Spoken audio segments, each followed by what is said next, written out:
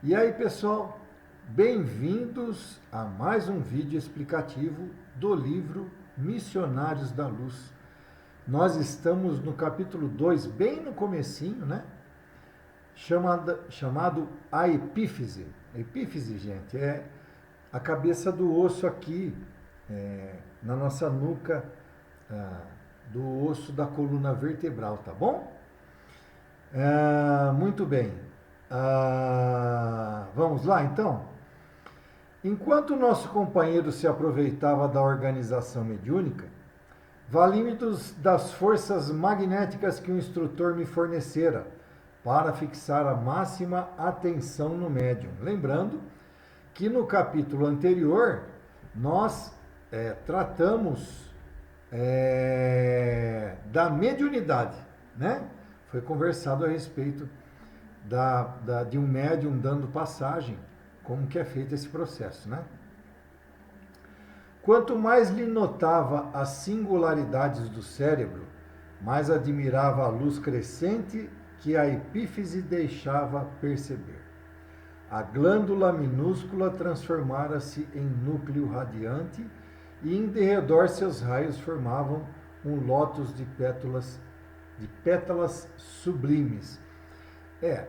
Como na mediunidade o nosso contato, o contato humano, né, com a espiritualidade se dá através, vamos dizer assim, a grosso modo falando, do cérebro, né? Então a medula tem tudo a ver com isso daí. Então é evidentemente que do cérebro, de algumas partes do cérebro, da medula que faz conexão, né? Toda essa conexão neural, né? Com o nosso organismo, faz com que tenha uma cor mais abrilhantada, cores, saia raios, né? Dessa parte em que a mediunidade atua, né? Examinei atentamente os demais encarnados. Em todos eles, a glândula apresentava notas de luminosidade, mas em nenhum brilhava como no intermediário em serviço. Quer dizer, outros médiuns também tinham um tipo de coloração, mas aquele médium que estava trabalhando naquele momento, a coloração era mais fulgurante, né? Entendeu? Então estava mais ativa. Sobre o núcleo, semelhante agora à flor resplandecente, caía luzes suaves do mais alto, reconhecendo eu que ali se encontravam em jogo vibrações delicadíssimas e imperceptíveis para mim. Estudara a função da epífise nos meus apagados serviços de médico terrestre. Segundo os orientadores clássicos, circunscreviam-se suas atribuições ao controle sexual no período infantil. Não passava de velador dos instintos, até que as rodas da experiência sexual pudessem deslizar com regularidade pelos caminhos da vida humana. Depois decrescia em força, relaxava-se, quase desaparecia, para que as glândulas genitais a sucedessem no campo de energia plena. Então aqui ele deixa claro que quando ele estava estudando medicina, aqui na Terra, que a epífise se relacionava com a parte sexual das crianças. E com o tempo, essa singularidade da epífise ia se perdendo, né? Que depois desapareceria, que ele até fala, né? Depois decrescia em força e relaxava-se, quase que desaparecia, né? Então, vocês veem que já é uma outra função aí que a espiritualidade deixa claro numa hora dessa, né? Minhas observações ali, entretanto, contrastavam com as de definições dos círculos oficiais. Com o recurso de quem ignora, é esperar pelo conhecimento alheio. Aguardei Alexandre para elucidar-me fim do serviço ativo. Quer dizer, como ele estava vendo aquilo lá naquele instante, ele precisava de maiores elucidações, ele estava aprendendo na hora. Então, ele ia conversar com Alexandre no sentido de perguntar e Alexandre está esclarecendo para ele as dúvidas. Passados alguns minutos, o generoso mentor acercava-se de mim Não esperou que me explicasse. Conheço-lhe a perplexidade, falou. Também passei pela mesma surpresa num outro tempo. A epífise é agora uma revelação para você. Sem dúvidas, eu acrescentei. Não se tratam de órgão morto, segundo velhas suposições, prosseguiu ele. É a glândula da vida mental. Ela acorda no organismo do homem na puberdade, as forças criadoras e em seguida continua a funcionar como o mais avançado laboratório de elementos psíquicos da criatura terrestre. O neurologista comum não a conhece bem. O psiquiatra devassa-lhe-á mais tarde os segredos. Os psicólogos vulgares ignoram-na. Freud interpretou-lhe o desvio quando exagerou a influenciação da libido no estudo da indisciplina congênita da humanidade, enquanto no período do desenvolvimento infantil, fase de reajustamento desse centro importante do corpo perispiritual pré-existente, a epífise parece constituir o freio às manifestações do sexo. Entretanto, há que retificar observações. Então, gente, aqui, ó, veja bem, na realidade, ele faz um esclarecimento médico, né, a respeito da epífise. Da mesma maneira que Freud falou a respeito da epífise como fazendo da parte sexual, né? Então, ele fala que o neurologista não conhece, o psiquiatra teria que fazer uma devassa, né? Teria que conhecer mais a fundo, mas ainda também não estava ignorando. Freud foi o que mencionou mais na parte sexual. Então, assim, ele está fazendo observações aqui extremamente importantes para André Luiz, que até então o próprio André Luiz falou que desconhecia tudo isso daí.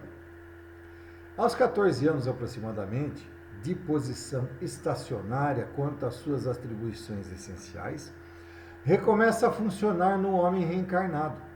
O que representava controle é fonte criadora e válvula de escapamento. A glândula pineal reajusta-se ao concerto orgânico e reabre seus mundos maravilhosos de sensações e impressões na esfera emocional. Entrega-se à criatura a recapitulação da sexualidade, examina o inventário de suas paixões, vividas numa outra época, que reaparecem sob fortes impulsos. Achava-me profundamente surpreendido. E aqui ele já começou a falar da glândula pineal. Olha, eu posso estar enganado, mas é uma das primeiras obras em que fala da glândula pineal, viu? Obras que eu digo de conhecimento médico também terrestre, tá bom? E hoje a glândula pineal ela é muito estudada, né? Os neurocientistas que fazem parte daqueles institutos que também estudam o espiritismo junto com a neurociência, né? É uma coisa espetacular isso daí. Eles estão vendo que a glândula pineal, com relação à neurociência e à espiritualidade, é a glândula, vamos dizer assim, de maior ligação que existe, né? E agora estão começando a decifrar uma série de enigmas com relação a essa glândula em estudos. Eles estão começando começando, eu não diria começando, né? Mas há poucos anos, é uma coisa recente, desenvolvendo estudos a respeito dessa glândula pineal e todas as funções que ela tem com relação, com a ligação da espiritualidade com o corpo humano, tá? Achava-me profundamente surpreendido. Fim do intervalo que impusera a exposição do ensinamento, Alexandre continuou. Ela preside aos fenômenos nervosos da emotividade como órgão de elevada expressão do corpo etéreo. Desata, de certo modo, a laços divinos da natureza, os quais ligam as existências umas às outras, na sequência de lutas, pelo aprimoramento da alma, e deixa entrever a grandeza das faculdades criaturas, de que a criatura se acha investida. Quer dizer, olha a função dessa glândula pineal, gente. Ela se liga o perispírito se liga a ela de uma maneira que ela seria o meio de ligação para você ver encarnações anteriores que você teve. Só que nós entramos na faixa de esquecimento quando a gente reencarna, né?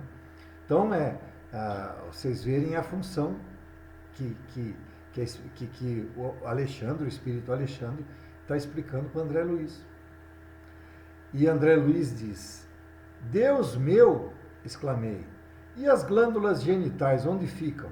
O instrutor sorriu e esclareceu: são demasiadamente mecânicas para guardarem os princípios sutis e quase imponderáveis da geração. Desculpa, gente. Acham-se absolutamente controladas pelo potencial magnético de que a epífise é a fonte fundamental.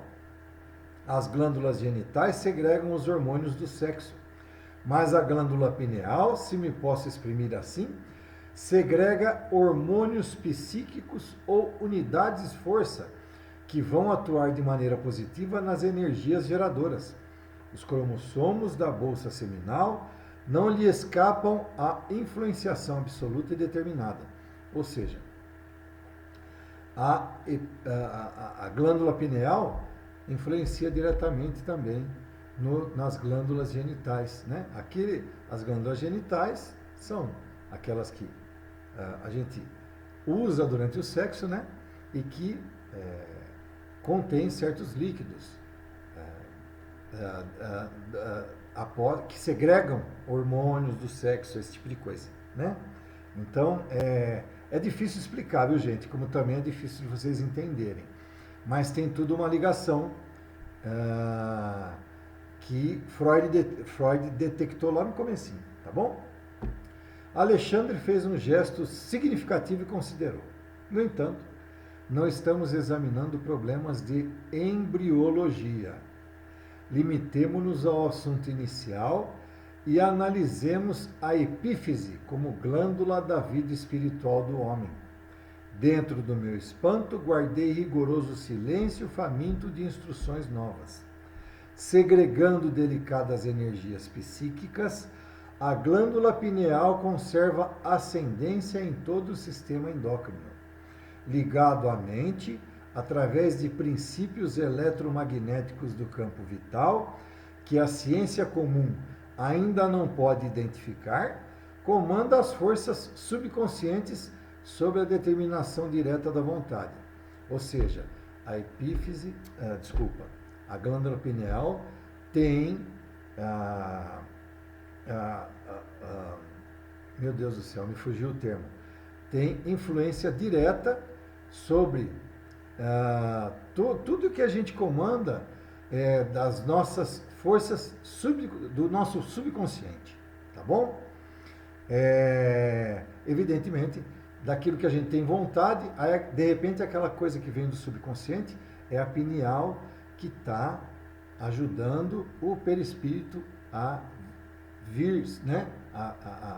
Que essa coisa venha do nosso, lá dos nossos sentimentos, do nosso âmago, né? As redes nervosas constituem-lhe os fios telegráficos para ordens imediatas a todos os departamentos celulares e, sob sua direção, efetuam-se os suprimentos de energias psíquicas a todos os armazéns autônomos dos órgãos. Aí já é a ligação dos neurônios que faz com que ocorra essa conexão. Manancial criador dos mais importantes, suas atribuições são extensas e fundamentais. Na qualidade de controladora do mundo emotivo, sua posição na experiência sexual é básica e absoluta. De modo geral, todos nós agora, ou no pretérito, viciamos esse foco sagrado de forças criadoras, transformando-o num ímã relaxado entre as sensações inferiores de natureza animal. Ou seja, a glândula pineal atua diretamente no desejo sexual. Para ser mais claro, né? Porque ele fala assim, sensações inferiores de natureza animal. São realmente os nossos desejos sexuais, né? A hora que afloram os nossos desejos sexuais. Quantas existências temos despendido na canalização de nossas possibilidades espirituais para os campos mais baixos do prazer materialista? E realmente, né? Infelizmente, nós estamos numa fase do planeta Terra em que o sexo predomina muito, né? Haja visto o tanto que a gente absorve de pornografia, né? Lamentavelmente, divorciados da lei do uso, abraçamos os desregramentos emocionais. E daí, meu caro amigo, a nossa multimilenária viciação das energias geradoras, carregados de compromissos morais com todos aqueles a quem ferimos com os nossos devarios e irreflexões. Ele continua na parte do desejo sexual. Do lastimável menosprezo a esse potencial sagrado, decorrem os dolorosos fenômenos da hereditariedade fisiológica, que deveria constituir invariavelmente um quadro de aquisições abençoadas e puras. Aqui ele chama atenção, gente, do que, do lastimável menosprezo a esse potencial sagrado. O que é o potencial sagrado da relação sexual, gente? A procriação, tá? É através da procriação que nós fazemos com que os espíritos reencarnem. Então, é um potencial sagrado. Só que a gente está totalmente desvairado e ligado único e exclusivamente no prazer sexual, né? A perversão do nosso plano mental, consciente em qualquer sentido da evolução, determina a perversão de nosso psiquismo inconsciente, encarregado da execução dos desejos e ordenações mais íntimas, na esfera das operações automáticas. Ou seja, quanto mais a gente pensa em sexo, mais a gente vai continuar a pensar, né? Mais a gente vai querer praticar e buscar esse prazer, né? A vontade desequilibrada desregula o foco de nossas possibilidades criadoras. Daí procede a necessidade de regras morais para quem de fato se interesse pelas aquisições eternas nos domínios do espírito.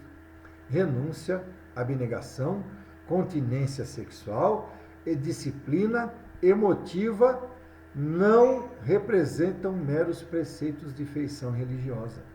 São providências de teor científico para enriquecimento efetivo da personalidade. Nunca fugiremos à lei, cujos artigos e parágrafos do Supremo Legislador abrangem o universo. Ninguém enganará a natureza. Centros vitais desequilibrados obrigarão a alma à permanência nas situações de desequilíbrio. Não adianta alcançar a morte física, exibindo gestos e palavras convencionais, se o homem não cogitou do burilamento próprio. A justiça que rege a vida eterna jamais se inclinou. É certo que os sentimentos profundos do extremo instante do espírito encarnado cooperam decisivamente nas atividades de regeneração além do túmulo, mas não representam a realização precisa. Gente, esse parágrafo nos diz muita coisa, muita coisa. Eu vi algo, eu li, é um assunto um tanto que tabu, né, na sociedade, né? O sexo é um negócio de muito tabu na sociedade. E eu fui ler a respeito o porquê que, mesmo a gente tentando se livrar desse desejo sexual, por que a gente continua a pensar, né, em pornografia, em sexo. E eu estava lendo uma reportagem a respeito desses atores que participam de filmes pornográficos. Eles declaram que se eles não conseguem ter uma ou duas relações sexuais por dia, olha lá, por dia, eles passam por tipo o sentimento de quem fuma, né? A hora que está largando o vício do cigarro, o desespero que dá na pessoa pela falta do sexo, né? O desespero que dá na pessoa, no caso, pela falta do cigarro, da nicotina que faz falta no organismo. É a mesma coisa com relação aos que praticam o sexo. Eles ficam desesperados se eles não têm uma ou duas relações sexuais por dia. Então, você vê que é como se fosse, como não? É um vício, né? E, evidentemente, que todo vício vem acompanhado do quê? Obsessores, né? Os obsessores ajudam ele a ter essa vontade incontida, né? Dessa falta do sexo, né? Não sei se eu fiz me explicar direito, né? O instrutor falava em tom sublime, pelo menos para mim, que pela primeira vez ouvia comentários sobre consciência, virtude e santificação, dentro de conceitos estritamente lógicos e científicos no campo da razão. Agora aclaravam-se-me os raciocínios de modo franco. Receber um corpo nas concessões do reencarnacionismo não é ganhar um barco para nova aventura, ao acaso das circunstâncias, mas significa a responsabilidade definida nos serviços de aprendizagem, elevação ou reparação nos esforços evolutivos ou redentores. Compreende agora as funções da epífise no crescimento mental do homem e no enriquecimento dos valores da alma? Indagou-me o orientador. Sim, respondi sobre forte impressão. Segregando unidades-força, pode ser comparada à poderosa usina, que deve ser aproveitada e controlada no serviço de iluminação, refinamento e benefício da personalidade, e não relaxada em gasto excessivamente de suprimento psíquico nas emoções de baixa classe. E agora eu já vou fazer um comentário. Chico Xavier, né? Muita gente indaga como o Chico conseguia ter uma produção tão grande em psicografia, como que ele conseguia dormir tão pouco. Muita gente questiona isso daí em Chico, né? Como ele tem essa força. Chico, ele canalizou toda a energia sexual dele em prol dessa caridade que ele fazia. Energia sexual é tudo que nos cerca, nos ronda, gente. E isso suga energias da gente. Por isso que a gente tem necessidade de dormir às 6, 8 horas por dia, tá? Chico deve ter sido casto, não sei, né? Se não foi casto, após ele tomar o conhecimento da sua missão, né? Apesar que ele tomou conhecimento ainda novo, mas ele era novo, talvez algum impulso sexual tenha o levado a ter relações sexuais. Mas a partir do momento em que ele tomou consciência da situação, da sua missão aqui na Terra, Chico fez com que toda a energia sexual dele fosse focada a essa parte da caridade. Por isso que ele ia até de madrugada psicografando, lia todas as psicografias, deitava 2, 3 horas da manhã. Quando era 6 horas da manhã, ele estava em pé, pronto para outra. Porque ele canalizava toda a energia sexual dele em prol da caridade, desse trabalho que ele desenvolveu durante os anos de vida encarnado aqui, tá? A energia sexual, gente, ela suga a gente, literalmente falando.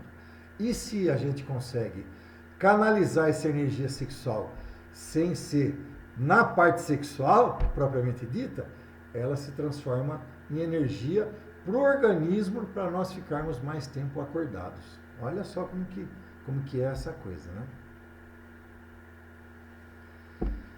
Refocilar-se no charco das sensações inferiores à maneira dos suínos. É retê-la nas correntes tóxicas dos desvarios de natureza animal. Quer dizer, elevar o sexo a outro patamar, né? E na despesa excessiva de energias sutis. Muito dificilmente consegue o homem levantar-se do mergulho terrível nas sombras. Mergulho que se prolonga além da morte corporal. E assim, sim. Se a pessoa está muito ligada sexualmente, tem gente que desencarna e ela fica junto de obsessores ainda procurando relações sexuais. No primeiro livro que eu abordo, eu já mencionei isso para vocês. O primeiro livro que eu li, né, Crônicas de um Despertar, Meu Retorno Além, do Abel Glasser, né, o Espírito Afonso. Tem um capítulo, lá trata de um casal que gostava de praticar orgias. E tem um capítulo específico desse livro que trata justamente só dessa parte de sexo. Como que os obsessores sexuais sugam a nossa energia na hora do orgasmo. Vão lá e assistam isso daí que vocês vão estar entendendo tudo isso aqui que está sendo falado agora. Em vista disso, é indispensável cuidar atentamente da economia de forças em todo serviço honesto de desenvolvimento das faculdades superiores. Os materialistas da razão pura, senhores de vastos patrimônios intelectuais, perceberam de longe semelhantes realidades e, no sentido de preservar a juventude, a plástica e a eugenia, fomentaram a prática do esporte em todas as suas modalidades. Contra os perigos possíveis na excessiva acumulação de forças nervosas, como são chamadas as secreções elétricas da epífise, aconselharam aos moços de todos os países o uso do remo, da bola, do salto, da barra, das corridas a pé. Então aqui ele já fez um outro foco, né?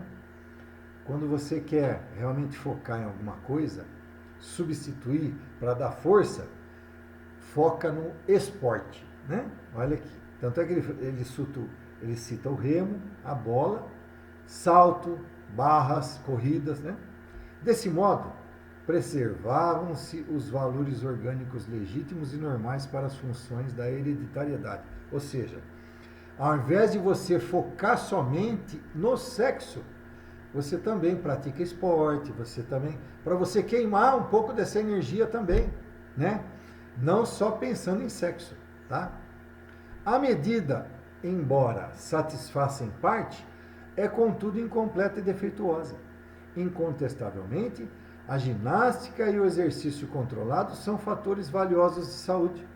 A competição esportiva honesta é fundamento precioso de socialização.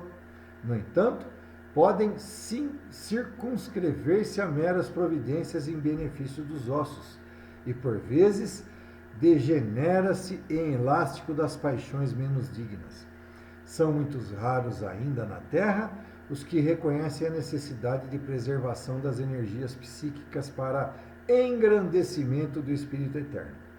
O homem vive esquecido de que Jesus ensinou a virtude como esporte da alma e nem sempre se recorda de que, no problema do aprimoramento interior, não se trata de retificar a sombra da substância, e sim a substância em si mesma. Aqui vale, gente, eu dar um ponto de bonificação para a humanidade, né? O que ele quis dizer nesse parágrafo. Os nossos hábitos estão mudando.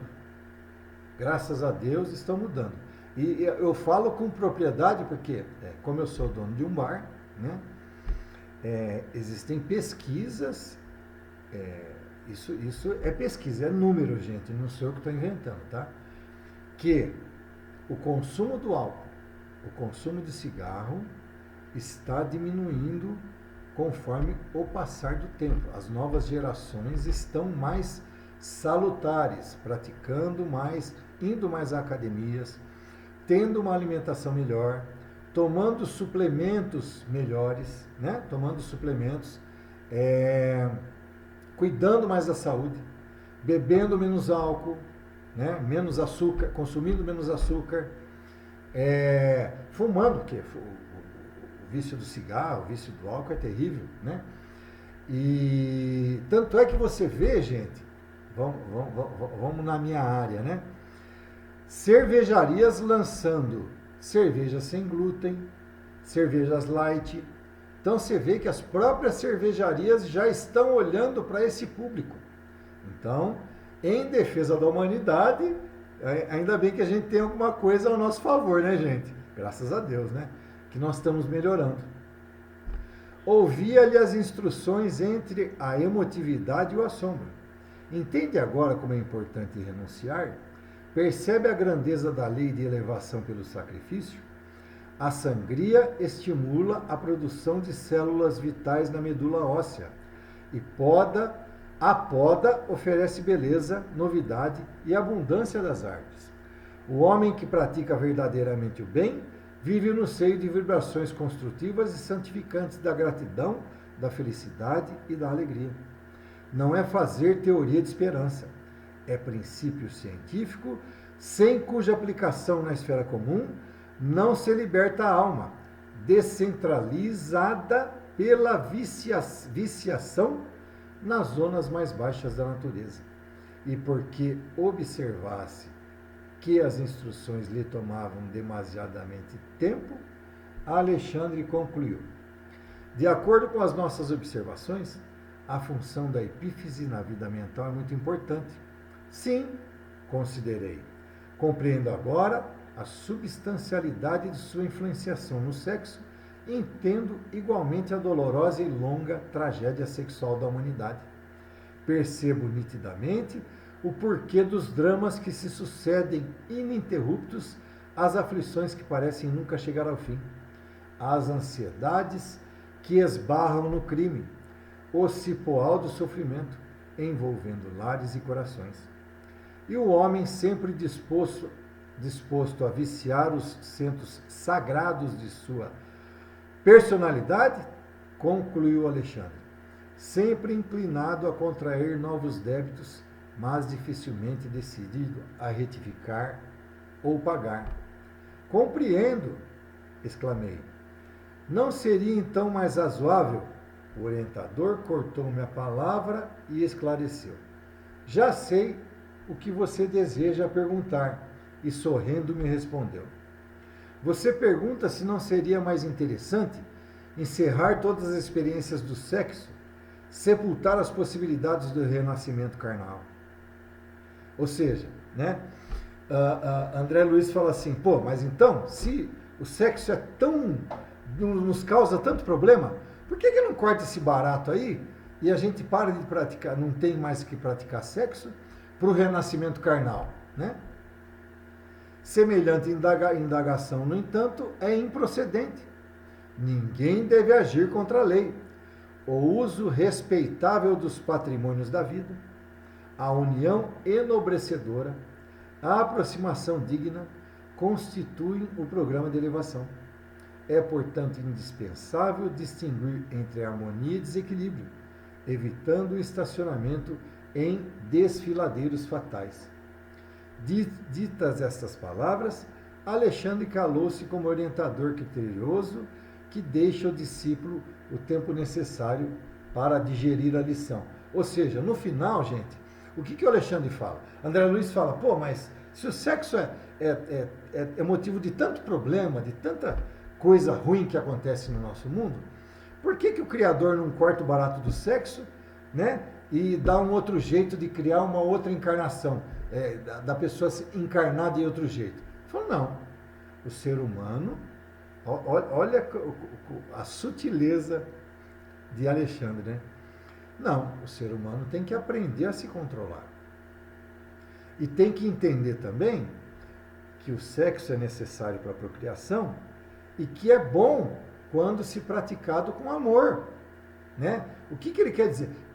Gente, como é gostoso você dar um abraço, como é gostoso você dar um beijo em quem você ama, Como é gostoso você fazer sexo com a pessoa amada, entendeu? É diferente, não é o sexo carnal, entendeu? É isso que ele quis dizer.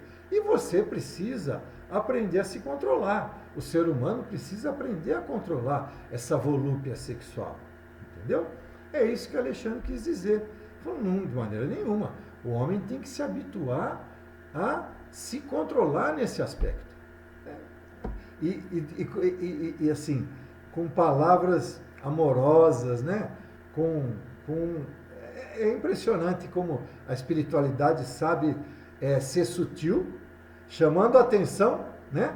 Porque aqui ele dá no meio de André Luiz, né? Ele fala assim, não, tem nada. Como é que vai cortar o sexo? Nada disso. O homem tem que aprender a lidar. Só que ele fala com palavras gentis, com palavras amorosas, né? Então, é tipo a chamada de atenção, mas com amorosidade. É muito bacana. Fim do segundo capítulo. Mais uma vez,